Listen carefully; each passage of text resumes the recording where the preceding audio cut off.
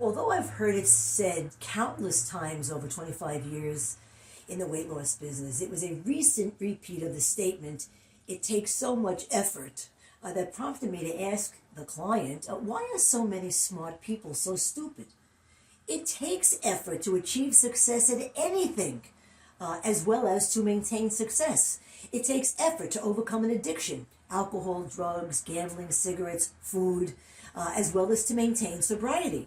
It takes effort to build a house as well as to maintain it, to improve upon or retain its value. It takes effort to build and nurture loving and trusting relationships with spouses and friends, as well as to, work at them every single day to maintain them. Now, on the other hand, it takes absolutely zero effort to become fat and to keep expanding. None. You can eat and drink what you want, when you want, as much as you want, no restrictions necessary at all. If it takes so much effort is what stops you from even starting, you are admitting that it takes no effort by you to be fat. But what about the effort that it will take for your kids, young or old, to get over the loss of a parent, or your spouse, the loss of a spouse, or your parents, the loss of their child?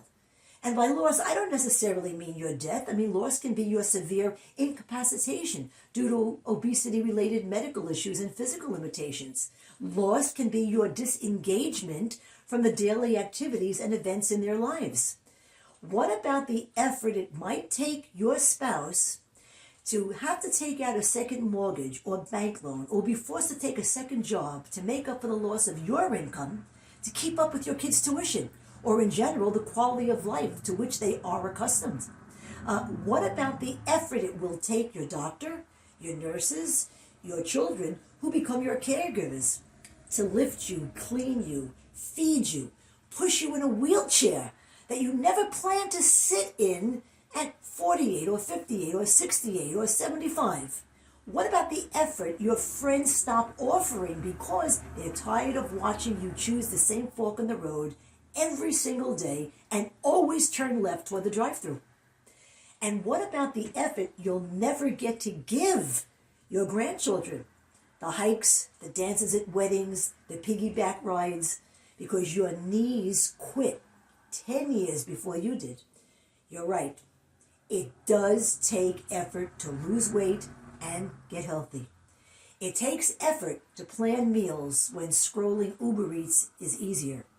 It takes effort to walk past the bakery when the smell is calling your name. It takes effort to go to bed instead of opening the refrigerator at 11 p.m. It takes effort to lift weights when the couch is right there.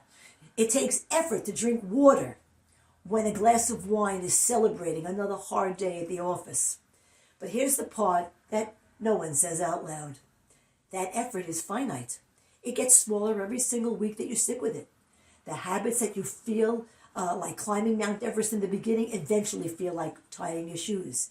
The effort of staying obese, that one is infinite. It grows every year, it compounds, it never gets easier, it only gets heavier, literally and figuratively.